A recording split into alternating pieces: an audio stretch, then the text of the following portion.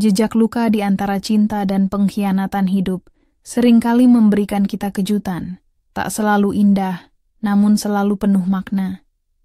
Ada saat di mana kita merasa hidup seperti kisah yang sempurna, hingga pada akhirnya takdir membuka lembaran lain yang tak pernah kita duga.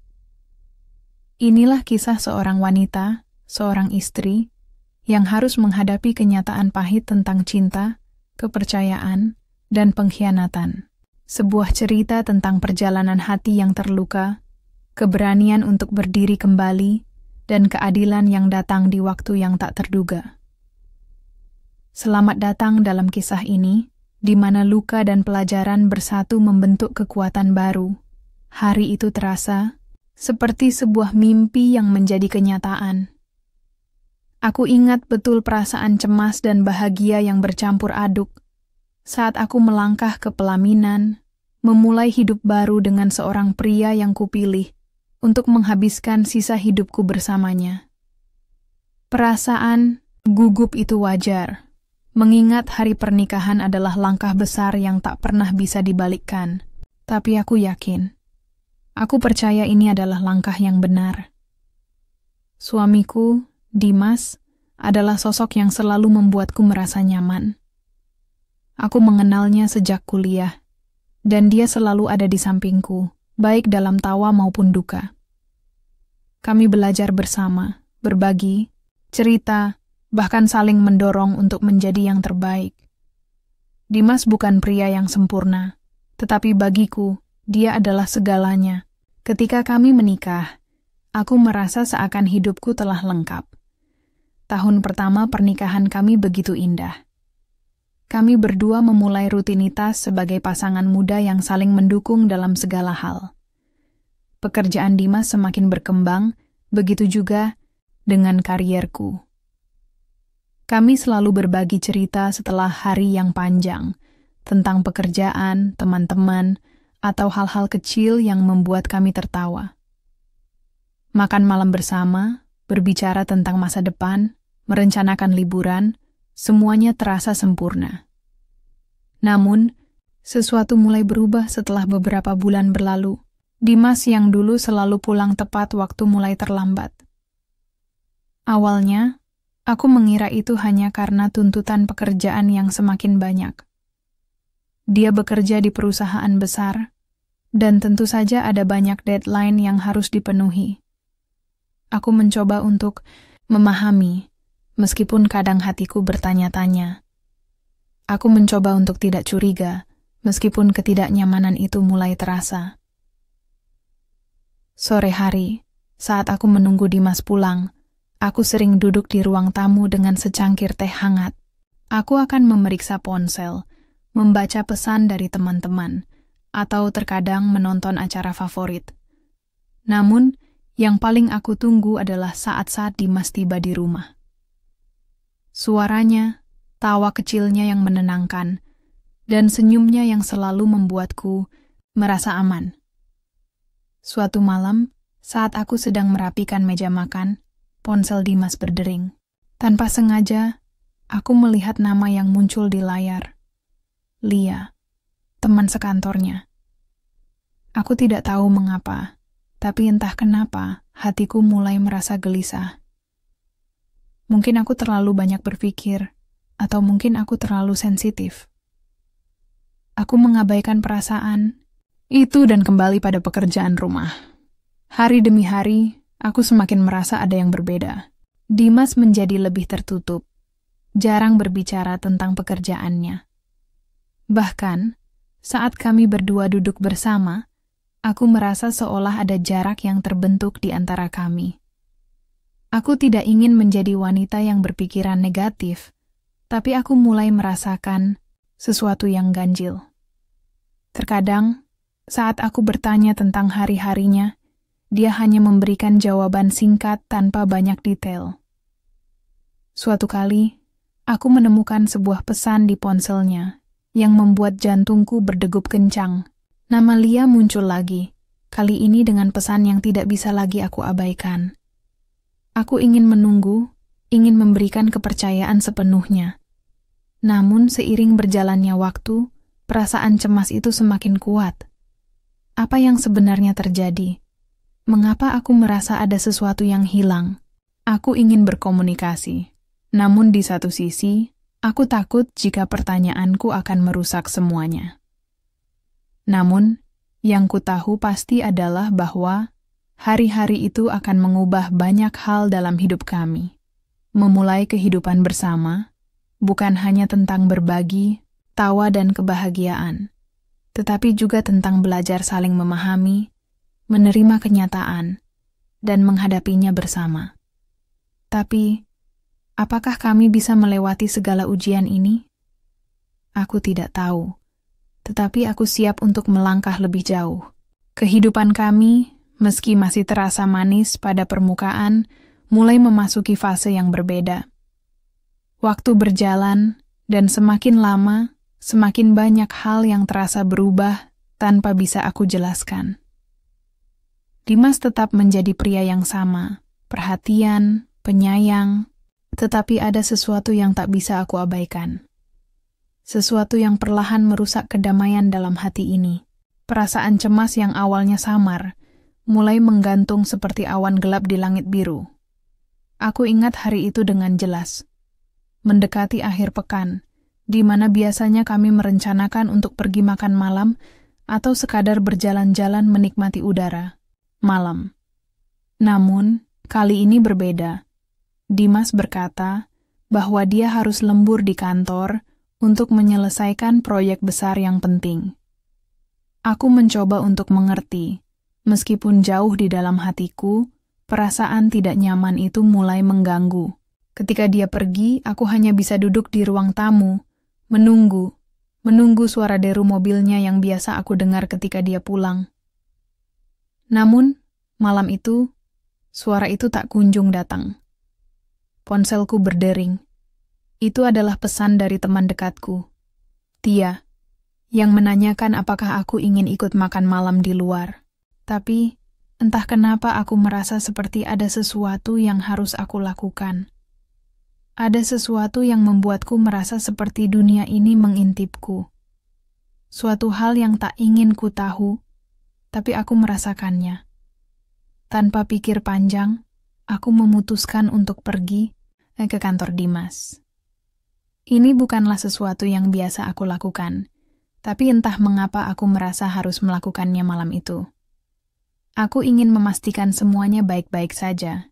Aku mengambil kunci mobil, bergegas keluar, dan mengemudi menuju gedung kantor Dimas. Dalam perjalanan, pikiran-pikiranku berputar. Apakah aku sedang berlebihan? Apakah aku hanya terlalu cemas? Tetapi hati ini tak bisa dibohongi. Ada yang salah. Setibanya di kantor, aku melihat parkiran yang hampir kosong.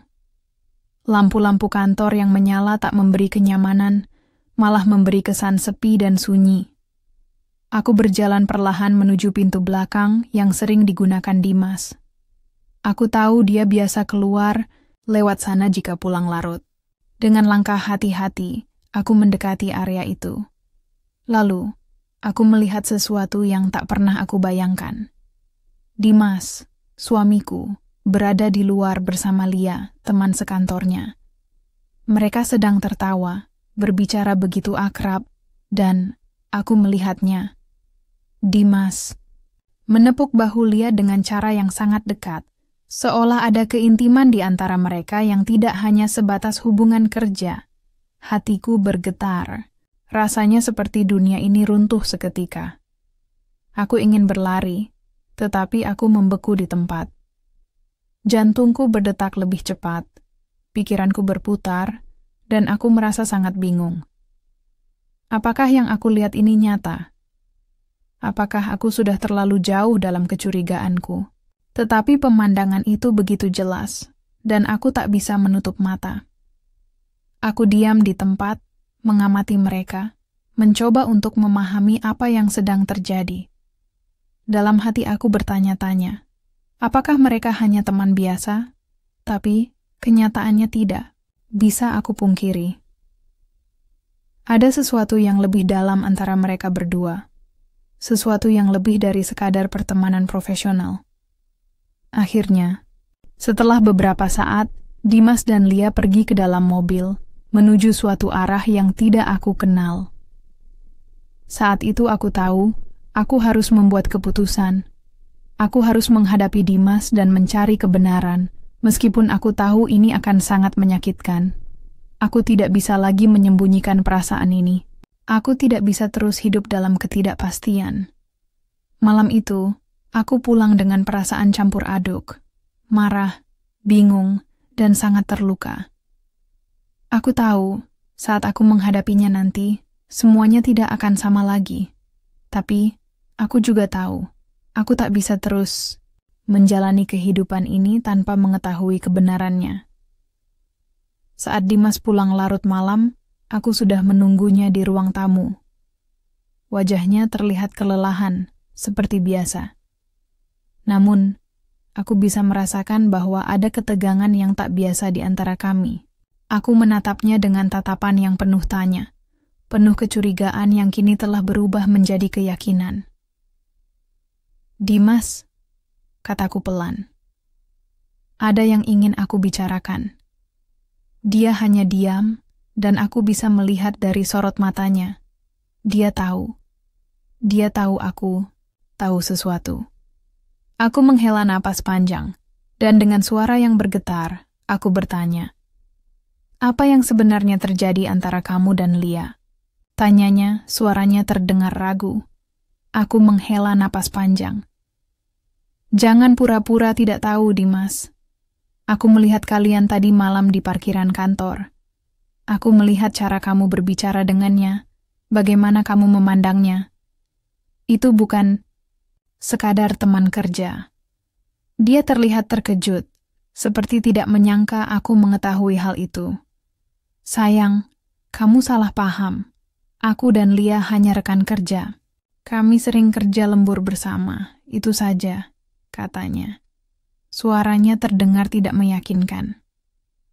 Aku menggenggam ponselku yang sejak tadi berada di tangan. "Jadi ini juga hanya salah paham?" Tanyaku sambil memperlihatkan pesan-pesan yang aku temukan di ponselnya. Pesan-pesan itu penuh dengan kalimat mesra dari Lia dan balasan Dimas yang tak kalah intim. Wajahnya langsung berubah. Dia tak bisa lagi menyangkal. Aku bisa jelaskan," katanya gugup. "Jelaskan? Apa yang mau kamu jelaskan, Dimas? Pesan-pesan ini sudah cukup menjelaskan segalanya." Aku merasakan suaraku mulai bergetar. "Kamu berselingkuh dengan Lia, kan? Jawab aku."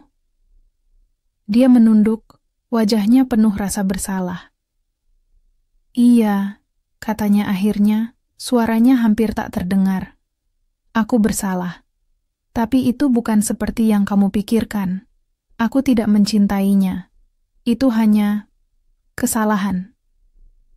"Kesalahan?" Kata itu seperti pisau yang menusuk jantungku. "Kesalahan? Kamu menyebut pengkhianatanmu hanya kesalahan? Sejak kapan, Dimas? Berapa lama kamu sudah melakukannya di belakangku?" Dia mendesah, terlihat semakin terpojok. "Beberapa bulan," jawabnya dengan berat. "Awalnya, kami hanya dekat karena sering kerja bareng. Tapi lama-lama, aku terlalu banyak menghabiskan waktu dengannya. Aku kehilangan kendali. Aku merasa kakiku lemas mendengar pengakuannya. Selama ini, aku mempercayainya sepenuh hati. Aku percaya bahwa dia adalah pria yang akan selalu setia, yang tidak akan pernah menyakitiku. Tapi ternyata aku salah. Jadi, semua perhatianmu, waktumu, yang harusnya untuk aku, kamu berikan ke dia." Dimas mencoba mendekat, tapi aku mundur. "Sayang, aku benar-benar menyesal. Aku tahu aku sudah salah. Aku akan memperbaiki semuanya. Aku akan menjauhi Lia. Tolong beri aku kesempatan." Aku menatapnya dengan mata penuh air mata. Kesempatan, Dimas, kamu sudah menghancurkan hatiku. Kamu bahkan tidak berpikir tentang aku saat kamu memutuskan untuk mendua. Lalu sekarang kamu minta kesempatan? Dia tidak menjawab, hanya menunduk. Aku melihatnya dengan rasa marah yang bercampur kepedihan. Aku ingin berteriak, ingin meluapkan semua rasa sakit ini, tapi aku tahu itu tidak akan mengubah apapun. Akhirnya, aku berkata dengan suara yang penuh luka, "Aku butuh waktu, Dimas. Waktu untuk berpikir. Karena saat ini, aku bahkan tidak tahu apakah aku bisa memaafkanmu atau percaya padamu lagi." Malam itu, aku tidur di kamar tamu, meninggalkannya sendirian di ruang tamu. Di balik pintu kamar, aku menangis sepuasnya. Air mata ini adalah saksi dari patahnya hati seorang istri yang telah dikhianati. Dan aku tahu, malam ini adalah awal dari perjalanan panjang yang tidak pernah aku bayangkan sebelumnya.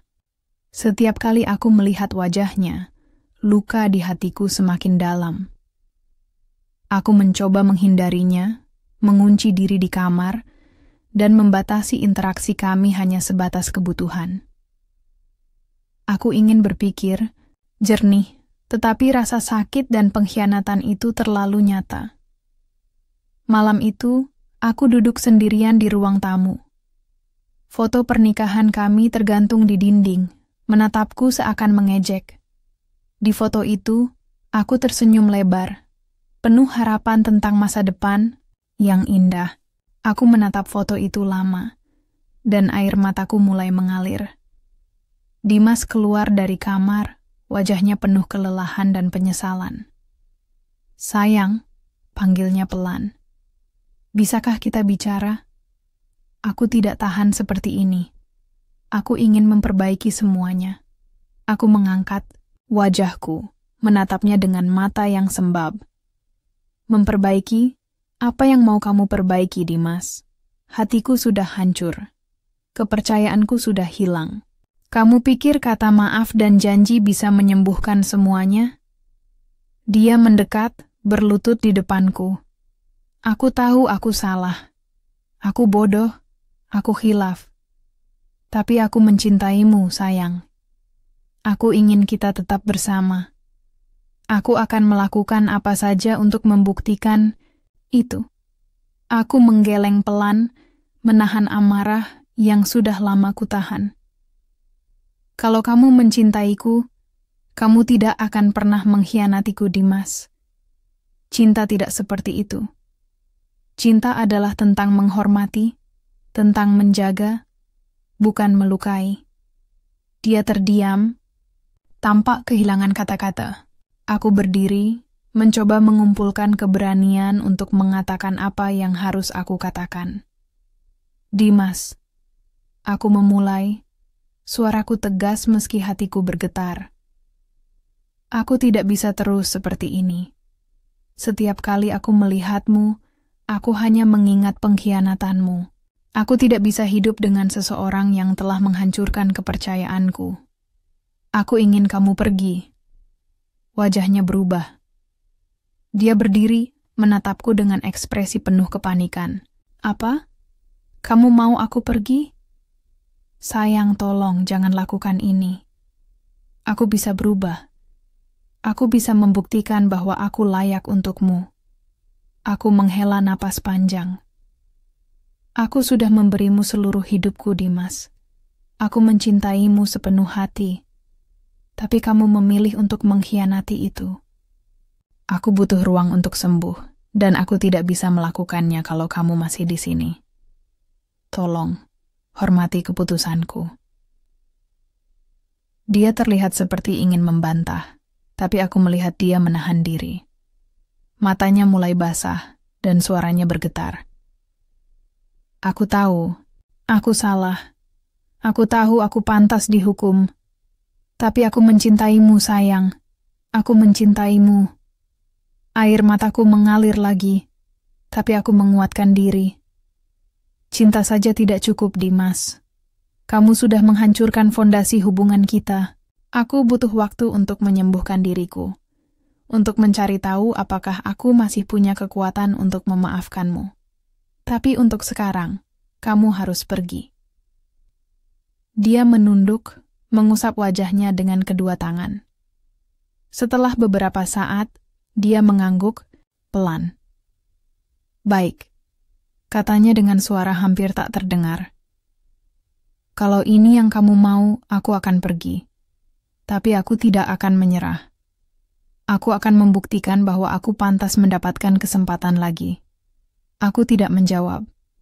Aku hanya berbalik, berjalan ke kamar, meninggalkannya di ruang tamu.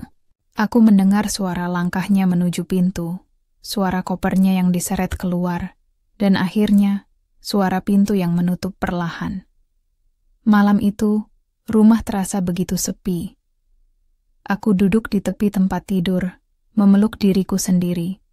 Aku tahu, keputusan ini adalah keputusan yang benar, meskipun sangat berat.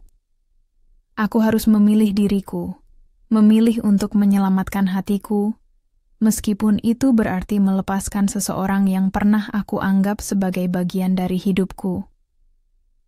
Dan untuk pertama kalinya dalam waktu yang lama, aku merasa bahwa aku memiliki kendali atas hidupku lagi.